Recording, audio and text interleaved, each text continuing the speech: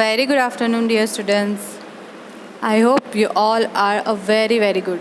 Okay મિત્રો, તો મિત્રો આજે આપણે સામાજિક વિજ્ઞાન વિષયમાં જે તમારી પહેલી વર્કશીટ હતી પહેલા ચેપ્ટરની એના સોલ્યુશન વિશે આપણે અભ્યાસ કરવાના છે. જે તમારે જવાબો લખેલા છે તમે મોસ્ટ ઓફલી સાચા જ જવાબો લખ્યા છે, પરંતુ આપણે વર્કશીટના જવાબો આપણે આજે જોવાના છે. તો વર્કશીટના જવાબો જે પહેલું ચેપ્ટર છે એમાં વર્કશીટ 1 વિશે આપણે અભ્યાસ કરેલો હતો. વર્કશીટ 1 એટલે કે પહેલું ચેપ્ટર. તો મિત્રો તમે જેમાં પણ વર્કશીટ લખી છે એ નોટબુક તમારી સાથે જ લઈને બેસો અને હું જે સોલ્યુશન કરાવું છું તે તમારું જે ખોટું હોય ત્યાં તમે સુધારતા જજો. ઓકે, તો ચાલો શરૂ કરીએ. એમાં તમારો પહેલો પ્રશ્ન છે, સાચો વિકલ્પ પસંદ કરો. જેમાં જો બધાના જવાબો મેં તમને અહીંયા દેખાતા હશે એમાં ટીક કરેલા જ છે. ઓકે મિત્રો, જો પ્રાચીન સમયમાં માનવી શેના પર લખાણ લખતો હતો? તો બુર્જ વૃક્ષની આંતરછાલ પર, જેનો જવાબ આવશે સી. નીચેના પૈકી કયો પ્રાચીન ઇતિહાસ જાણવા માટેનો સ્ત્રોત નથી? બરાબર, નથી પૂછેલું છે, એનો જવાબ આવશે વાહનો. નીચેના એટલે કે બી, કયા લખાણો લાંબા સમય સુધી ટકી રહે છે? એટલે પથ્થર પર લખેલા જે લખાણો હોય છે તે લાંબા સમય સુધી ટકી રહે છે, તો તેનો જવાબ આવશે એ. ચોથું છે, હિમાલયમાં થતા કયા વૃક્ષોની પાતળી આંતરછાલ ઉપર હસ્તપ્રથો લખવામાં આવતી હતી? આપણે પહેલું જોયું કે બુર્જ વૃક્ષની આંતરછાલ ઉપર, એટલે આનો જવાબ આવશે બી. પાંચમું છે, શિલાઓ અને પથ્થરો પર કોતરેલા લખેલા લેખને શું કહેવામાં આવે છે? તો અભિલેખો. એનો જવાબ આવશે સી. કયા શાસકના શિલાલેખો ખૂબ જાણીતા છે? તો અશોકના, જેનો જવાબ આવશે બી. ઐતિહાસિક સ્ત્રોતનું અધ્યયન કરનાર કયા નામથી ઓળખાય છે? તો જવાબ આવશે એ, પુરાતત્વશાસ્ત્રીઓ. એટલે કે જે લોકો બધા ઇતિહાસનું શોધ કરે છે તેને શું કહેવાય? પુરાતત્વશાસ્ત્રીઓ, જેને અંગ્રેજીમાં આર્કિયોલોજિસ્ટ કહેવામાં આવે છે. હવે આઠમું છે, ઇતિહાસકારોના સંશોધનોથી આપણને ઉત્તર પશ્ચિમ ભારતમાં કઈ નદીના કિનારે પાંગરેલી મહાન સભ્યતાના દર્શન થાય છે? એનો જવાબ આવશે બી, સિંધુ નદીના કિનારે. નવમું છે, ઈરાનીઓ સિંધુ નદીને શું કહેતા હતા? ઈરાનીઓ સિંધુ નદીને હિન્ડોસ એટલે કે એ, હિન્ડોસ કહેતા હતા, જેનો જવાબ આવશે એ. પછી છે, ગ્રીસના લોકો સિંધુ નદીને શું કહેતા? ઈરાનીઓ હિન્ડોસ કહેતા અને ગ્રીસના લોકો ઇન્ડસ કહેતા. એનો જવાબ આવશે એ. કયા વેદમાંથી આપણને ભારત નામ જાણવા મળે છે? તો જવાબ આવશે એ, ઋગ્વેદમાંથી. પ્રાચીન ઈરાન અને ગ્રીસના લોકો કેટલા વર્ષ પહેલાં સિંધુ નદીના સંપર્કમાં આવ્યા હતા? એનો જવાબ આવશે એ, 2500 વર્ષ પહેલાં સિંધુ નદીના સંપર્કમાં આવ્યા હતા. તેરમો છે, ઈસવીસનની શરૂઆત કયા ધર્મના સ્થાપકના જન્મ વર્ષથી કરવામાં આવેલ છે? તો ઈસવીસનની શરૂઆત ઈસુ ખ્રિસ્તના એટલે કે ખ્રિસ્તી ધર્મના સ્થાપકથી કરવામાં આવેલ છે. એનો જવાબ આવશે બી. 14મું છે, સીઈ એટલે શું? જેનો જવાબ આવશે કોમન એરા એટલે કે સી. બીસીને ગુજરાતીમાં શું કહેવામાં આવે છે? તેનો જવાબ આવશે ઈસવીસન પૂર્વે એટલે કે પહેલાં, બિફોર ક્રિસ્ટ. નો જવાબ આવશે બી. તો મિત્રો આપણે આ સોલ્યુશન જોઈ લીધું વિકલ્પનું. હવે આપણે જોઈશું ખાલી જગ્યા. ઇતિહાસ માનવ સમાજના ખાલી જગ્યાની માહિતી આપે છે, તો ભૂતકાળની. બરાબર, ઇતિહાસ એટલે જ ભૂતકાળ. આપણે ઇતિહાસમાં શું જોવાના છે? ઇતિહાસ થઈ ચૂક્યો છે તે. તો એ માનવ સમાજના ભૂતકાળની જ માહિતી આપે છે. ભૂતકાળ એટલે કે પહેલાંનો. સમાજ વિજ્ઞાન આપણને વર્તમાન સમાજ જીવનનો પરિચય કરાવે છે. બરાબર, સમાજ વિજ્ઞાન એ સમાજ જીવનનો જ પરિચય કરાવે. પુરાતત્વશાસ્ત્રીઓને અંગ્રેજીમાં આર્કિયોલોજિસ્ટ કહેવાય છે. જો મેં અંદર જવાબો લખેલા છે, તમને સ્પેલિંગ સમજ ન પડે તો તમે જોઈ શકો છો. પછી ચોથું છે, ગુજરાતના કચ્છમાં 4000 વર્ષ જૂનું શહેર મળી આવ્યું. આપણે આપણા દેશને 2 નામોથી ઓળખીએ છીએ, ઇન્ડિયા અને ભારત. છઠ્ઠું છે, પ્રાચીન સમયમાં લોકો તાડના પર્ણ પર ખાલી જગ્યા લખતા, તો હસ્તપ્રત લખતા. પછી જોઈએ 7મું, ભારતમાં ઈસવીસન પૂર્વે 5મી સદીના ખાલી જગ્યા સિક્કા મળી આવ્યા છે. પંચમાર્ક સિક્કા મળી આવ્યા છે.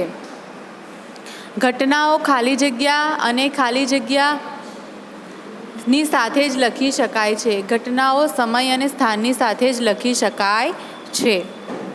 8માનો જવાબ આવશે સમય અને સ્થાન.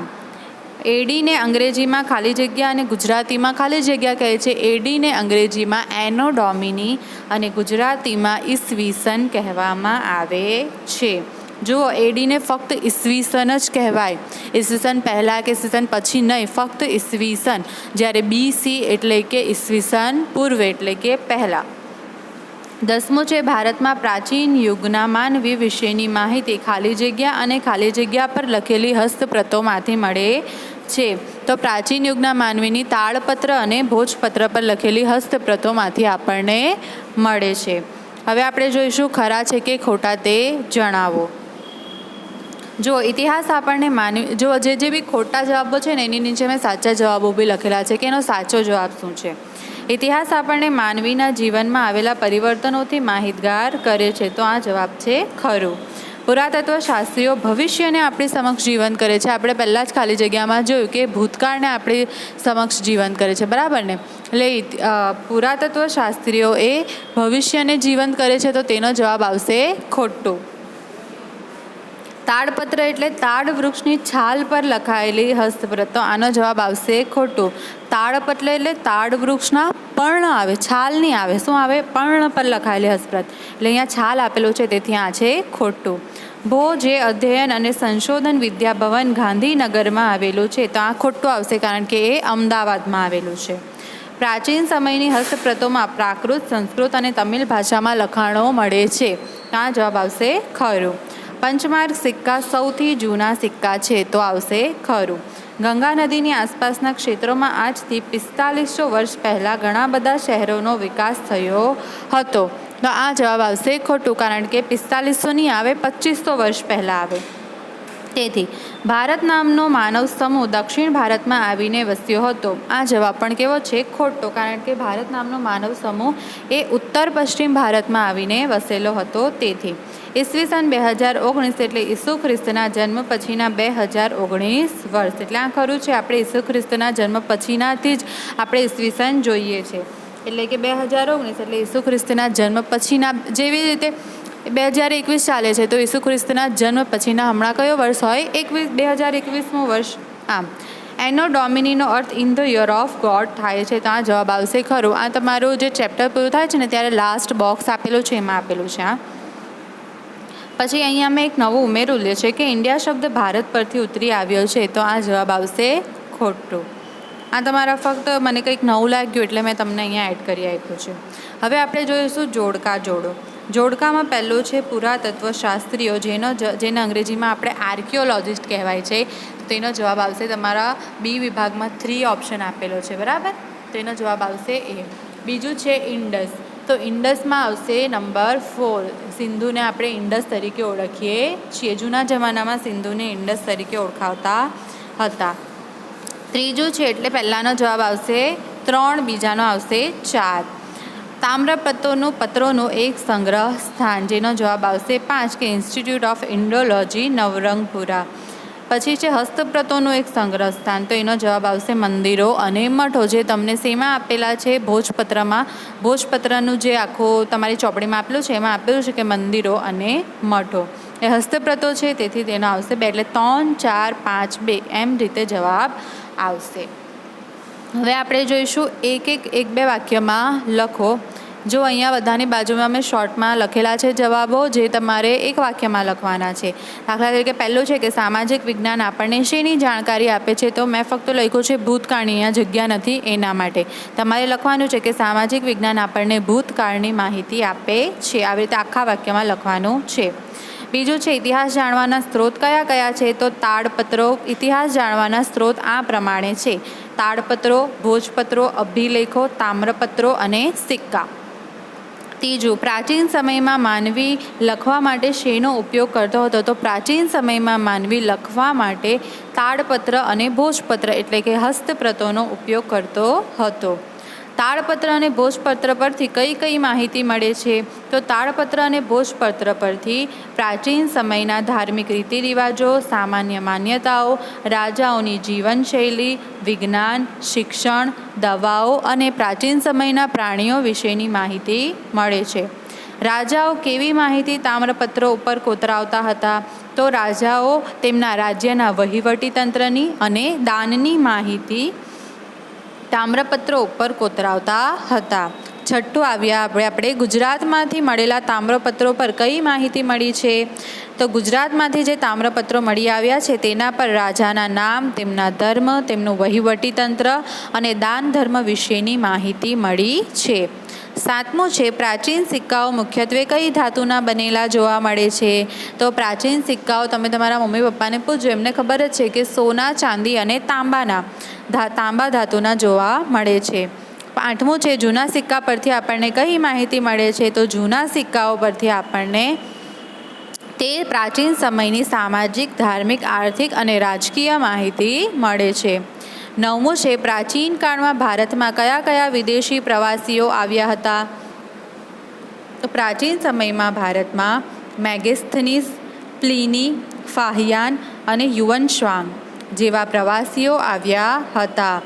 આ તમારો જે જવાબ છે એ તમારા ઇતિહાસના જે અભ્યાસીઓનો ટૉપિક છે ને એમાં જવાબ આપેલો છે.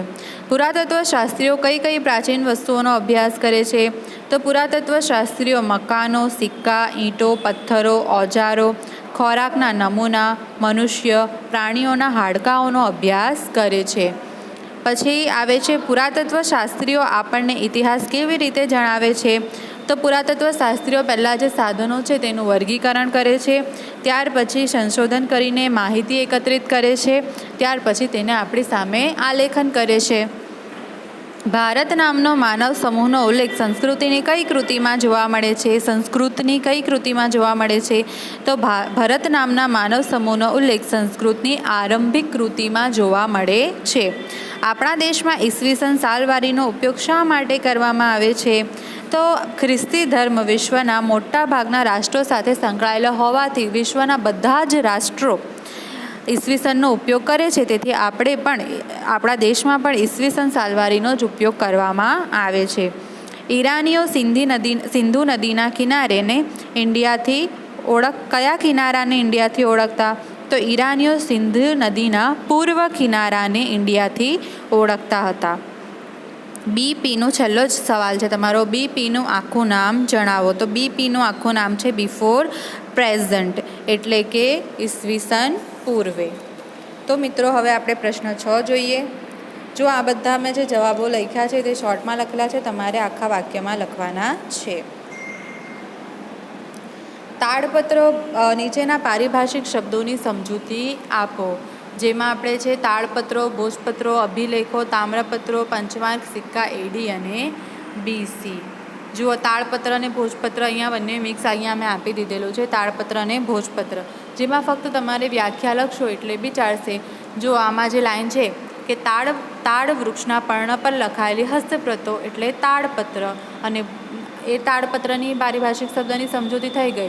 અને એની સાથે છે ભોજપત્ર એટલે કે ભુર્જ વૃક્ષના પાતળી આંતરછાલ પર લખાયેલ હસ્તપ્રતો એટલે ભોજપત્ર. બસ ફક્ત આ 2 લાઈનો જ લખવાની છે. તાડપત્રમાં તાડપત્રની વ્યાખ્યા અને ભોજપત્રમાં ભોજપત્રની વ્યાખ્યા. હવે આપણે જોવાનું છે બીજું છે અભિલેખો. તો અભિલેખોમાં ફક્ત એક જ લાઈન લખવાની છે કે શિલાઓ અને પથ્થરો પર કોતરેલા કે લખેલા લેખ અભિલેખ કહેવાય છે. બસ આટલું જ લખવાનું છે. પછી છે તામ્રપત્રો. તો તાંબાના પતરા ઉપર કોતરીને લખવામાં આવતું લખાણ એટલે તામ્રપત્ર. બસ આટલી એક જ લાઈન લખવાની છે. જો પારિભાષિક શબ્દો એટલે કે ફક્ત આપણે એને વ્યાખ્યા જ આપવાની છે. જુઓ હવે પંચમાર્ક સિક્કા, એડી અને જે બીસી છે તેમાં અહીંયા પેજ નંબર લખેલા છે, તમારી ચોપડીમાં આપેલું છે. પેજ નંબર અને 3 ઉપર પંચમાર્ક સિક્કાની વ્યાખ્યા ઉપર જ આપેલી છે, ચિત્રની અંદર તે લખવાની છે. અને એડી અને બીસીની વ્યાખ્યા પણ પેજ નંબર 4 ઉપર આપેલી છે. એ પણ હું તમને શોર્ટમાં કહી દઉં. એડી એટલે કે એનો ડોમિની એટલે કે ઈસવીસન તરીકે ઓળખાય છે, જ્યારે બીસી એટલે કે બિફોર પ્રેઝન્ટ એટલે કે ઈસવીસન પૂર્વે તરીકે ઓળખાય છે. હવે 7મો છે નીચેના પ્રશ્નોના મુદ્દાસર ઉત્તર લખો. જેમાં પહેલું છે આપણે ઇતિહાસનું અધ્યયન શા માટે કરવું જોઈએ. આ તમારો પ્રશ્ન 7 છે. તો ઇતિહાસનું અધ્યયન આપણે શા માટે કરવું જોઈએ? જુઓ અહીંયા મેં આપેલું છે કે ઇતિહાસ આપણને માનવ સમાજના વિવિધ પાસાઓ વિશે જાણકારી આપે છે. આખો જવાબ તમારે આના જવાબમાં લખવાનો રહેશે, આ સવાલના જવાબમાં અહીંયા આપેલો છે એ રીતે. પછી બીજું છે ગુજરાતમાં તામ્રપત્રો ક્યાં ક્યાં સચવાયેલા છે? તો ગુજરાતમાં તામ્રપત્રો Patan Hemchandracharya library Ahmedabad, LD institute of Indology Navrangpura, Bhoj અધ્યયન અને સંશોધન વિદ્યાભવન અમદાવાદ અને શ્રી મહાવીર જૈન આરાધના કેન્દ્ર કોબા ગાંધીનગર ખાતે સચવાયેલા છે. ઓકે મિત્રો, આ જવાબ તમારે આમાં લખવાનો રહેશે. ત્રીજું છે કે ભારત નામનો ઇતિહાસ. જો એમાં મેં આખો જવાબ અહીંયા આપેલો છે. આ રીતે તમે કંઈક તમારા રીતે લખેલો હશે તો પણ ચાલશે. આ મેં મારી રીતે બનાવેલો છે. ઓકે મિત્રો, હવે જોઈશું ચોથું, સાલવારી વિશે ટૂંક નોંધ લખો. જે તમારે આ રીતે લખવાની રહેશે. અહીંયા આખું જ આવી ગયું છે. ટૂંક નોંધ લખો એટલે તમારે એટલીસ્ટ 7-8 લાઈનો તો લખવી જ જોઈએ. હવે પાંચમું આવે છે, ઇતિહાસના અભ્યાસીઓ વિશે નોંધ લખો. જે તમારે જો આ રીતે લખવાનો છે. તમે તમારા હિસાબે લખેલું હશે તો પણ ચાલશે. જે રીતે ટેક્સ્ટબુકમાં આપેલું છે એવી રીતે જ મેં અહીંયા લખેલું છે. જો તમે લખી લીધું હોય તો પણ કોઈ વાંધો નથી. તમારું સાચું જ હતું, મેં ચેક કરેલું છે. જે નાના નાના સવાલો છે એ તમારે ખાસ ચેક કરી લેવાના છે અને જો ખોટા હોય તો તેને સુધારીને સાચો જવાબ તમારે લખી દેવાનો છે. ઓકે મિત્રો, તો આપણો આ વર્કશીટ 1નું સોલ્યુશન, પહેલા ચેપ્ટરનું સોલ્યુશન આપણે અહીંયા પૂરું કરીએ છીએ. બીજી વર્કશીટનું સોલ્યુશન તમને નેક્સ્ટ વિડીયોમાં મળશે. ઓકે મિત્રો, થેન્ક યુ.